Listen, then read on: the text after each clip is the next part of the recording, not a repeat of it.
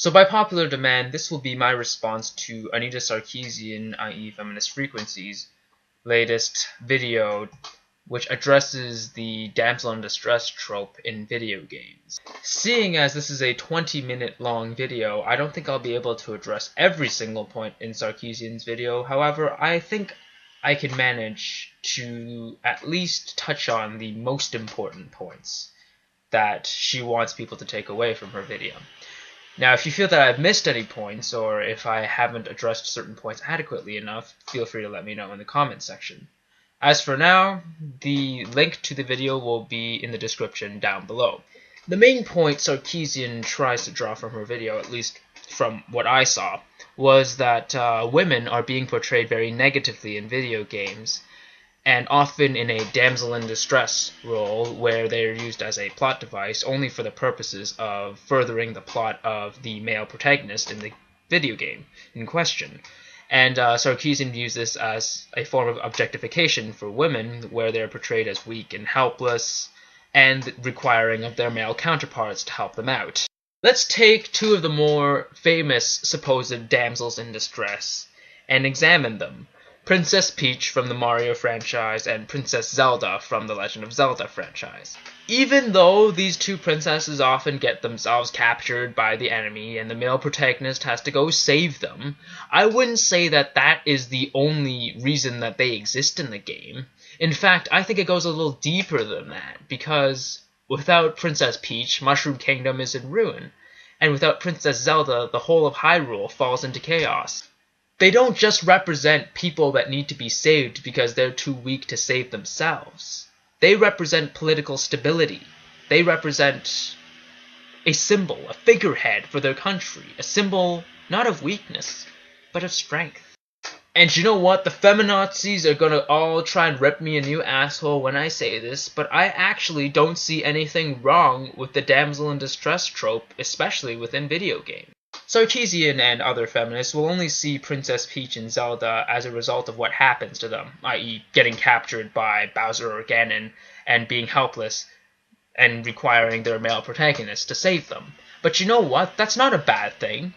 I don't think that waiting for someone to help you is necessarily a bad thing, because, well, sometimes we all need help. We're not all perfect.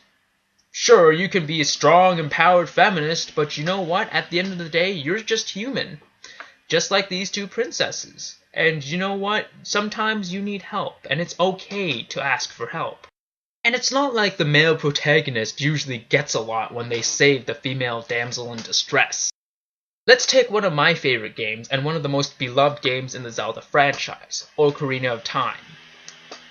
As Link, the male protagonist, by the way, saving the rest of Hyrule and eventually Princess Zelda, who actually assists you along the way, you have to face no short of 5 different temples, and in those temples, 5 different bosses, which consist of a phantom, a fire-breathing dragon, an annoying-ass blob, which lives in his annoying-ass temple, some weird drum demon thing, 2 witches, and after all that, you have to go through the main castle, defeat the big bad guy who tries to crush you in the remains of his castle, escort the princess out of the castle into safety, and have one final showdown with the big bad boss.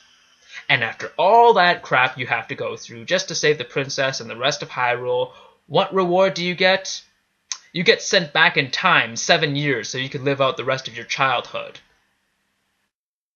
So Link, the male protagonist in the Legend of Zelda series, is not the selfish guy trying to save the princess in order to win his trophy bride, as Sarkeesian would paint him out to be, but rather the selfless hero, who goes out and risks his own life, braving all sorts of trials and tribulations just to save the land and the princess that he loves. Now, which of those two interpretations not only sounds more plausible, but more meaningful? I leave it up to you. Sarkeesian and other feminists might complain that even the badass female protagonists in the games, i.e. strong female leads, are often sexualized or very beautiful, and therefore are unrealistic representations of women and objectify women in such a way that would demean them. To which I retort by saying you are too goddamn sensitive and you should live under a rock, because the entire mainstream media objectifies everyone. Even we as people objectify other people, no matter what we do. When video game makers try and make a video game, they're not trying to appease a political agenda. They're catering to a market. And you know what? The market that satisfies a male audience happens to like boobs, ass, pretty faces, and giant-ass swords and guns. That's just the way it works. What about magazines like Chatelaine and fucking Cosmopolitan that paint guys as these sort of assholes and tell girls how to tame their men and get all these guys to like you? Well, you're objectifying guys just as much, but I don't see guys complaining about how poor and objectified we are in Cosmopolitan. So you know what?